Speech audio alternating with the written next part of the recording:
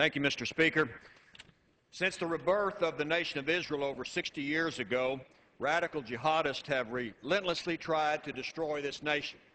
Funded by Iran, Hezbollah attacks from the north, and thousands of unguided rockets have rained down on Israeli villages. That's right, unguided missiles.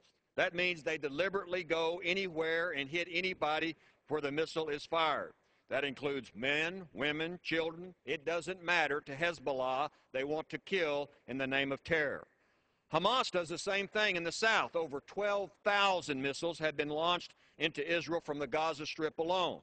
I've been to Israel, and it's a small country, and it's the size or smaller than the size of New Jersey. But yet from the north they get missiles, from the south they get missiles.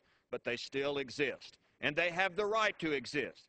Israeli citizens fight these radicals rather than give up and surrender. After all, victory never comes by taking the path of least resistance. These are unprovoked attacks into this nation. Yet Israel is assured by us, the United States, that she has the right to defend herself. But sometimes we try to interfere with her own national defense. Israel is our strongest ally in the Middle East, and we need to treat her as such.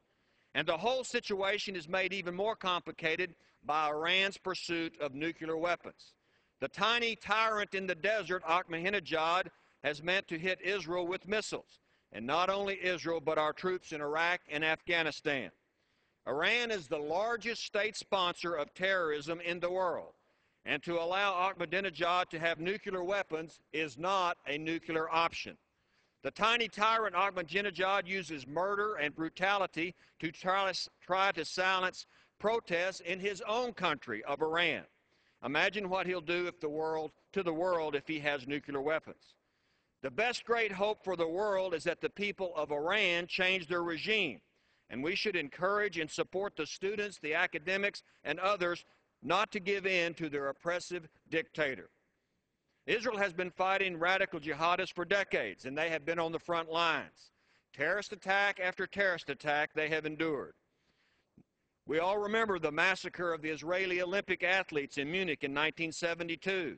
And then there was the slaughter of Israeli teenagers in a pizza parlor in Jerusalem in 2002. Radical Islam kills people they hate. They kill them in the name of religion.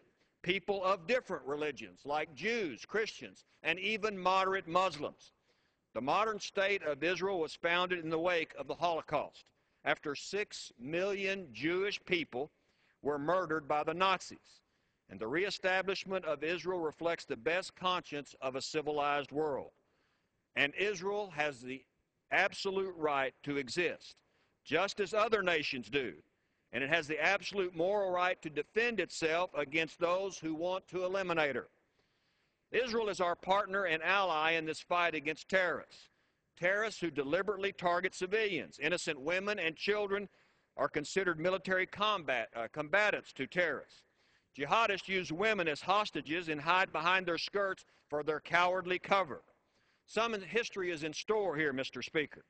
Back in 1967, Israel was forced into a war by Arab nations. President Nasser of Egypt threatened to, quote, drive Israel into the sea. And the conflict is now called the Six-Day War. The armies of Egypt, Syria, Jordan, and Lebanon amassed on the Israeli borders. And President Nasser of Egypt ordered the United Nations emergency troops to withdraw from the Sinai. So the whole world watched and waited for the destruction of Israel. The United Nations stood by and did nothing.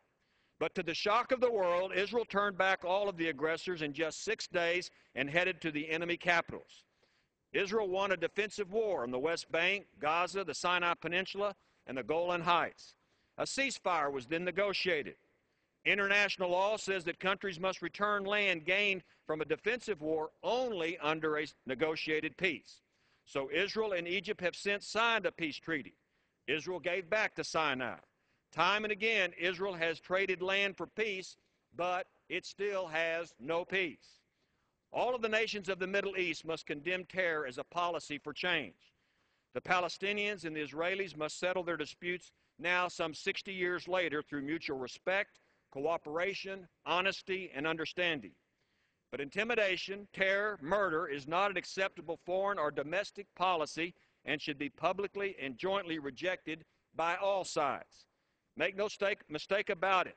Israel will not surrender or retreat in the wake of this violence. Israel shall never give in and never give up their right to exist, whether jihadists like it or not.